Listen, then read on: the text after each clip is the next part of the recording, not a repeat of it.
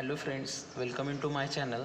Now आज अपन को देखना है कार्डियक आउट। नाउ सिंपली जो कार्डियक आउटपुट होता है वो क्या होता है, अपना जो वेंट्रिकल है 1 मिनट में एओर्टा में कितना ब्लड पंप करता है, इसको अपन सिंपली क्या बोलेंगे, कार्डियक आउटपुट बोलेंगे। ठीक है, तो कार्डियक आउटपुट क्या होता है भाई, ठीक है, the quantity of blood pumped into the aorta each minute by the heart, और ये नॉर्मली कितना रहेगा, 5 to 5.5 लीटर।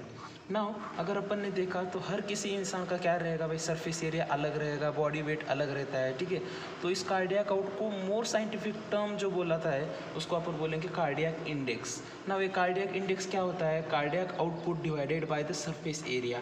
ठीक है, और नॉर्मली जो अपना सरफेस एरिया होता है ना वो 17 होता है। ठीक है, 1.7 होता है सॉरी, और ये कार्डियक आउटपुट कितना है, 5। तो अगर अपन इसको डिवाइड करते हैं तो नियरली जो नॉर्मल कार्डियक इंडेक्स रहेगा वो क्या रहेगा, 3 लीटर पर मिनट। नाउ ये कार्डियक इंडेक्स जो है ना ये एज अनुसार अलग अलग रहेगा। ठीक है, वेरीज विथ एज। ये मैक्सिमम कब रहेगा, जब 10 ईयर इतना एज है। ठीक है, मैक्सिमम रहेगा। और ये कम होते कब चलेगा, जब अपना ओल्डर एज कम होते चलेगा। क्यों, कार्डियक जो आउटपुट है ना वो कम होता जाएगा, कारण सरफेस एरिया तो कांस्टेंट रहेगा। ठीक है, कार्डियक इंडेक्स क्या है, cardiac output by surface area, और नॉर्मली कितना है, 3 लीटर पर मिनट। जो कार्डियक आउटपुट है या कार्डियक इंडेक्स एज के साथ क्या कर रहा है, वेरी कर रहा है। मैक्सिमम कब है, 10 ईयर है ना, और जब अपन ओल्ड होते हैं ना तो कार्डियक आउटपुट कम हो जाएगा, तो ओल्ड में क्या हो जाता है, अपना कार्डियक इंडेक्स कम होने लगता है। ने अभी क्या देख लिया, कार्डियक आउटपुट और कार्डियक इंडेक्स। ठीक है, ना ये कार्डियक आउटपुट क्या होता है, stroke volume into heart rate. तो अपना स्ट्रोक वॉल्यूम कितना है, 70 ml, यानी 1 वेंट्रिकल 1 स्ट्रोक में कितना ब्लड पंप करता है, that is 70 ml into heart rate कितना है, 72, दैट इज नियरली 5 लीटर। ठीक है, 5 लीटर क्या हो जाता है अपना कार्डियक आउटपुट। ना अगर मान लो कोई फैक्टर स्ट्रोक वॉल्यूम को अल्टर कर रहे हैं तो किसको अल्टर करेंगे, कार्डियक आउटपुट को करेंगे। ठीक है, मान लो कोई हार्ट रेट को कर रहा है तो क्या करेंगे, कार्डियक आउटपुट को करेंगे। अभी ये बुक में बड़ा कॉम्प्लेक्स दिया है कि वो कार्डियक आउटपुट को कौन कौन से फैक्टर अफेक्ट करते हैं, लेकिन मैंने बस एक ही चार्ट में पूरा जो है ना समराइज कर दिया है। ठीक है, यानी अपना एक चार्ट ही रिमेंबर रखा ना तो आपका पूरा कार्डियक आउटपुट हो जाएगा। ना कार्डियक आउटपुट को जो पहला फैक्टर अफेक्ट करने वाला है वो है वेनस रिटर्न। ठीक है, ये जो वेनस रिटर्न होता है यही क्या है, आपका एंड डायस्टोलिक वॉल्यूम, और इसको ये अपन बोलेंगे प्रीलोड। ठीक है, क्या बोलेंगे, प्रीलोड। और ये जो एंड डायस्टोलिक वॉल्यूम या प्रीलोड है किसको अफेक्ट करेगा भाई, स्ट्रोक वॉल्यूम को अफेक्ट करता है ना। वेनस रिटर्न बोले तो क्या है, अपने राइट एट्रियम में कितना ब्लड आ रहा है पर मिनट, इसको क्या बोलेंगे अपन, वेनस रिटर्न। तो अपन लॉजिक लगा सकते हैं, जितना ब्लड अपने राइट एट्रियम में आ रहा है, ठीक है, वही ब्लड वेंट्रिकल में आएगा। यानी वेंट्रिकल क्या करेगा, अगर एट्रियम से ज़्यादा ब्लड आ गया तो ज़्यादा पुश करेगा, इस और नो, इसलिए वेनस रिटर्न बढ़ गया तो स्ट्रोक वॉल्यूम क्या करेगा, बढ़ेगा, और अल्टीमेटली क्या बढ़ेगा, अपना कार्डियक आउटपुट बढ़ेगा। ठीक है ना, इस वेनस रिटर्न को कुछ फैक्टर्स अफेक्ट करते हैं। ठीक है, उसमें से जो पहला है ना मसल पंप है। ठीक है, तो पहला मसल पंप कौन है, थोरैसिक। अब मान लो अपना थोरैसिक क्या हो रहा है भाई, कॉन्ट्रैक्ट हो रहा है, तो क्या हो जाता है, जो एब्डोमन है उसमें प्रेशर जो है क्या हो जाएगा, वो इंक्रीज हो जाएगा। एब्डोमन में प्रेशर इंक्रीज हो जाए तो अब एब्डोमन में जो वेसल्स है उसमें क्या होता है, उसका कॉन्ट्रैक्शन हो जाएगा, तो वो ब्लड क्या करेंगे, पुश करेंगे अपवर्ड इनटू द हार्ट। ठीक है, इसके वजह से जो थोरैसिक पंप है ना उसके वजह से क्या बढ़ेगा, वेनस रिटर्न बढ़ेगा, यानी अपना कार्डियक आउटपुट इंक्रीज हो जाएगा। ठीक है, नाउ सेकंड जो पंप है ना, कार्डियक पंप है। नाउ कार्डियक पंप में दो है, एक व्हिस टर्गो आणि एक व्हिस फ्रंट। आता फ्रंट बोले तो आगे के सामने, और टर्गो बोले तो हार्ट के पीछे से। ठीक है, अगर फ्रंट बोले तो कौन, वेंट्रिकल्स। ठीक है, वेंट्रिकल्स, और वाजा टर्गो बोले तो पीछे से, मान लो एवोर्टा। ठीक है, अगर वेंट्रिकल मान लो जोर से कॉन्ट्रैक्ट हो रहा है तो वेनस रिटर्न क्या होगा, जनरली ज़्यादा होगा, क्योंकि वेंट्रिकल प्रेशर ज़्यादा एक्सर्ट करेगा। ठीक है, अगर वेंट्रिकल ज़्यादा प्रेशर करेगा तो एओर्टा में ज़्यादा प्रेशर रहेगा, तो एओर्टा से ज़्यादा रिटर्न किस में आएगा, राइट एट्रियम में आएगा। इसके वजह से जो कार्डियक पंप अगर कॉन्ट्रैक्ट हो रहा है तो उसके वजह से भी क्या होगा, अपना वेनस रिटर्न बढ़ेगा। ठीक है, नाउ थर्ड जो पंप है ना, that is called as a skeletal. ठीक है, अब स्केलेटल का सबसे एग्जाम्पल बढ़िया है सोलियस। ठीक है, अब सोलियस क्या करेगा भाई, कॉन्ट्रैक्ट हो जाएगा तो वेन्स का क्या करेगा, कॉन्ट्रैक्शन, तो वेनस रिटर्न क्या हो जाता है, इंक्रीज हो जाता है राइट एट्रियम में, तो इसके वजह से भी क्या हो रहा है, अपना वेनस रिटर्न इंक्रीज हो रहा है। तो ये फर्स्ट फैक्टर हो गया, वेनस रिटर्न को अफेक्ट करने वाला कौन है, मसल पंप। ठीक है, नाउ सेकंड कौन सा है, ब्लड वॉल्यूम। अगर मान लो अपने बॉडी में ब्लड का वॉल्यूम ज़्यादा है तो क्या करेगा, राइट एट्रियम में ज़्यादा ब्लड पोर हो जाएगा, तो राइट एट्रियम में ज़्यादा ब्लड पोर हो गया तो वेनस रिटर्न इंक्रीज होगा, इसके वजह से क्या हो जाता है, अपना कार्डियक आउटपुट इंक्रीज हो जाएगा। सेकंड फैक्टर हो गया। थर्ड कौन सा है, ग्रेविटी और पोस्चर। अगर मान लो मैं स्टैंडिंग पोजीशन में हूँ, ठीक है, तो मेरा ब्लड क्या हो जाएगा, ग्रेविटी की वजह से नीचे पुल किया जाएगा, यस और नो, तो इसके वजह से जो वेनस रिटर्न क्या हो जाता है, वो कम हो जाता है। अगर मैं मान लो सिटिंग पोजीशन में है, ठीक है, तो मेरा पुलिंग जो है ना कम हो जाता है, तो सिंपली क्या होता है, वेनस रिटर्न इंक्रीज हो जाएगा, यस और नो। उसके बाद चौथा कौन सा है, डिग्री ऑफ डायलेशन। अगर मान लो जो पेरिफेरल वेसल्स है, ठीक है, उसमें डायलेशन हो गया तो क्या हो जाता है, जो रेजिस्टेंस हो जाए ना कम हो जाता है, यस और नो। इसके वजह से क्या हो जाता है, जो ब्लड है वो इजीली किस में आएगा भाई, अपने राइट एट्रियम में आएगा। यानी डिग्री ऑफ डायलेशन अगर ज़्यादा है तो वेनस रिटर्न क्या होगा, ज़्यादा होता है, ठीक है। उसके बाद पांचवा वाला कौन सा है, मीन सिस्टेमिक फीलिंग। अब इसका मतलब है थोड़ा आर्टेरियल और वेनस प्रेशर का डिफरेंस है, कितना रहता है नॉर्मली, ये 7 mm ऑफ Hg। अगर मान लो ये प्रेशर ग्रेडियंट है तभी तो क्या करेगा, अपने आर्टरी से ब्लड किस में आएगा, वेन्स में आएगा। इसीलिए सिस्टेमिक प्रेशर बड़ा जरूरी है, किसके लिए भाई, वेनस रिटर्न के लिए, क्योंकि ये प्रेशर ग्रेडियंट कर रहा है, provide pressure gradient to flow of blood to the heart के पास लाने के लिए प्रेशर ग्रेडियंट कौन प्रोवाइड कर रहा है, अपना मीन सिस्टेमिक फीलिंग, ठीक है। उसके बाद आखिरी वाला है बेटा वेनोमोटर टोन। अब अपना सिंपैथेटिक सिस्टम क्या करेगा, अपना जो हार्ट रेट है उसको बढ़ाने के लिए क्या करेगा, वैसोकॉन्स्ट्रिक्शन करेगा। तो वैसोकॉन्स्ट्रिक्शन की वजह से क्या होगा, जो वेनस रिटर्न है ना राइट एट्रियम में वो बढ़ेगा, और इसके वजह से क्या हो जाता है, अल्टीमेटली कार्डियक आउटपुट क्या होगा भाई, इंक्रीज हो जाएगा। यानी इतने फैक्टर क्या करेंगे भाई, वेनस रिटर्न को अफेक्ट करते हैं, muscle pump, blood volume, gravity, degree of dilation, mean systemic filling and venomotor tone. जो दूसरा फैक्टर है ना कार्डियक आउटपुट को इफेक्ट करने वाला, वो है मायोकार्डियल कॉन्ट्रैक्टिलिटी। अब उसमें अपन को क्या देखना है, पहला पॉइंट इनिशियल लेंथ, ठीक है भाई।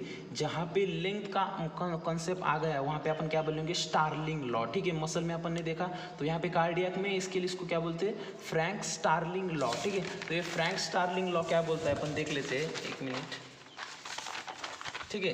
तो ये फ्रैंक स्टार्लिंग लॉ क्या बोलेगा, देखिए, अगर मान लो अपना ब्लड फ्लो क्या हो गया है, राइट एट्रियम में इंक्रीज हो गया है, blood flow increase the quantity of blood flow in the heart में अगर ब्लड फ्लो इंक्रीज हो गया तो उसके वजह से क्या हो जाता है, stretch of the walls of the heart, बोले तो इनिशियल लेंथ क्या हो जाती है, इंक्रीज हो जाती है मसल फाइबर की। तो जो इनिशियल मसल फाइबर की लेंथ होती है उसके वजह से क्या होता है, जो मसल फाइबर में उसमें कॉन्ट्रैक्शन इंक्रीज होता है, और यही है फ्रैंक स्टार्लिंग लॉ। ये क्या बोलेगा, जब इनिशियल लेंथ इंक्रीज होता है तो क्या बढ़ेगा, कॉन्ट्रैक्शन बढ़ेगा। अगर कॉन्ट्रैक्शन बढ़ रहा है तो बहुत ज़्यादा स्ट्रोक वॉल्यूम बढ़ेगा, इसका मतलब क्या हो जाता है, अपना स्ट्रोक वॉल्यूम इंक्रीज हो जाता है, और उसके वजह से क्या हो जाता है भाई, कार्डियक आउटपुट अपना इंक्रीज हो जाता है, ठीक है। फ्रैंक स्टार्लिंग लॉ क्या बोलेगा, जितना लेंथ बढ़ेगा उतना कॉन्ट्रैक्शन बढ़ेगा, और कॉन्ट्रैक्शन बढ़ने की वजह से स्ट्रोक वॉल्यूम बढ़ेगा, इस और उसके वजह से क्या बढ़ेगा बाबा, अपना कार्डियक आउटपुट बढ़ेगा, ठीक है। पहला देख लिया मायोकार्डियल कॉन्ट्रैक्ट में इनिशियल लेंथ देख लिया, ठीक है। अब सेकंड है भाई ड्यूरेशन ऑफ डायस्टोल। अगर मान लो ड्यूरेशन ऑफ डायस्टोल डिक्रीज हो जाता है तो जो हार्ट है ना क्या करेगा, ज़्यादा देर तक कॉन्ट्रैक्ट रहेगा, तो ज़्यादा देर तक सिस्टोल रहेगा तो ज़्यादा ब्लड पंप कर देगा, यस और नो। इसीलिए जितना डिक्रीज इन डायस्टोल अगर हो गया तो increase in the heart rate, ठीक है। यानी increase in the heart rate अगर हो गया, ठीक है, तो क्या बढ़ेगा, अपना कार्डियक आउटपुट इंक्रीज हो जाता है, ठीक है। नाउ थर्ड जो है ना वो है ANS स्टिमुलेशन, ठीक है।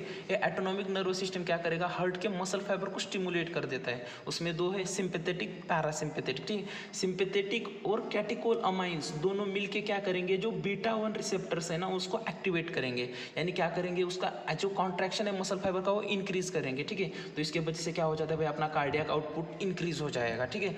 और जो पैरासिम्पैथेटिक है ना इसका उल्टा काम करेगा, यानी ये कॉन्ट्रैक्ट कर रहे हैं मसल फाइबर को तो ये क्या करेंगे, इसको रिलैक्स करेंगे, तो उसके वजह से क्या होता है, अपना कार्डियक आउटपुट डिक्रीज हो जाता है, ठीक है।